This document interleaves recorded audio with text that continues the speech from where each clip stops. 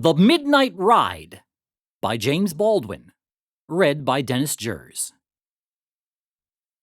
Listen, my children, and you shall hear of the midnight ride of Paul Revere. Longfellow. The midnight ride of Paul Revere happened a long time ago when this country was ruled by the King of England. There were thousands of English soldiers in Boston. The king had sent them there to make the people obey his unjust laws.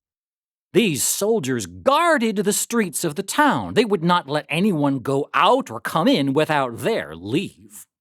The people did not like this. They said, "We have a right to be free men, but the king treats us as slaves. He makes us pay taxes and gives us nothing in return. He sends soldiers among us to take away our liberty." The whole country was stirred up. Brave men left their homes and hurried toward Boston. They said, "We do not wish to fight against the king, but we are free men, and he must not send soldiers to oppress us. If the people of Boston must fight for their liberty, we will help them." These men were not afraid of the king's soldiers. Some of them camped in Charleston, a village near Boston. From the hills of Charleston, they could watch and see what the king's soldiers were doing. They wished to be ready to defend themselves if the soldiers should try to do them harm. For this reason, they had bought some powder and stored it at Concord, nearly 20 miles away. When the king's soldiers heard about this powder, they made up their minds to go out and get it for themselves.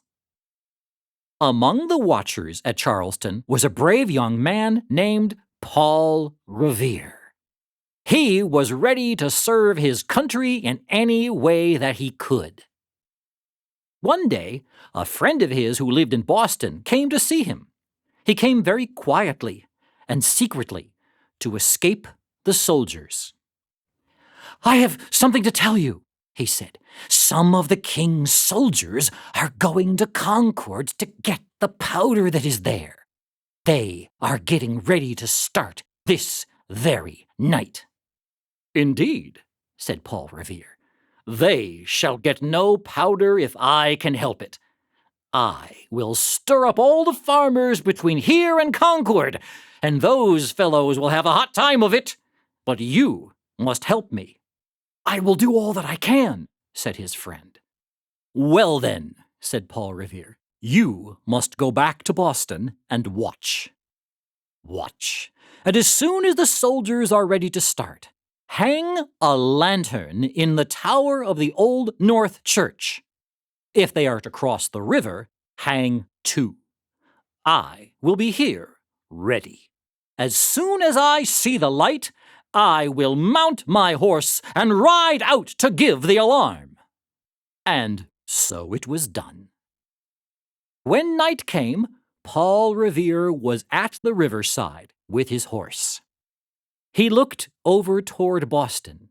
He knew where the Old North Church stood, but he could not see much in the darkness. Hour after hour he stood and watched.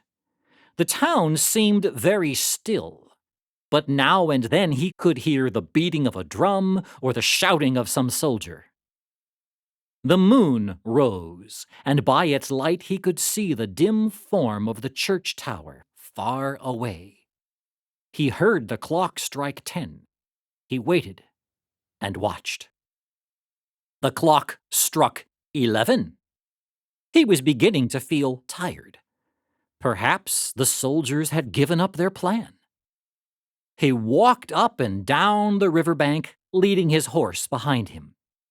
But he kept his eyes turned always toward the dim, dark spot, which he knew was the Old North Church. All at once, a light flashed out from the tower. "Ah, there it is," he cried. The soldiers had started. He spoke to his horse. He put his foot in the stirrup. He was ready to mount. Then another light flashed clear and bright by the side of the first one. The soldiers would cross the river. Paul Revere sprang into the saddle. Like a bird let loose, his horse leaped forward, and away they went. Away they went through the village street and out upon the country road. "Up! Up!" shouted Paul Revere. "The soldiers are coming! Up! Up, and defend yourselves!" The cry awoke the farmers. They sprang from their beds and looked out. They could not see the speeding horse, but they heard the clatter of its hoofs far down the road, and they understood the cry. "Up! Up, and defend yourselves!" "It is the alarm! The Redcoats are coming!" they said to each other. Then they took their guns, their axes, anything they could find, and hurried out. So through the night, Paul Revere rode toward Concord. At every farmhouse and every village, he repeated his call. The alarm quickly spread. Guns were fired, bells were rung. The people for miles around were roused as though a fire were raging. The king's soldiers were surprised to find everybody awake along the road. They were angry because their plans had been discovered. When they reached Concord, they burned the courthouse there. At Lexington, not far from Concord, there was a sharp fight in which several men were killed. This, in history, is called the Battle of Lexington. It was the beginning of the Revolutionary War. And the king's soldiers did not find the gunpowder. They were glad enough to march back without it. All along the road, the farmers were waiting for them. It seemed as if every man in the country was after them, and they did not feel themselves safe until they were once more in Boston. A production of We Are One Body Audio Theater.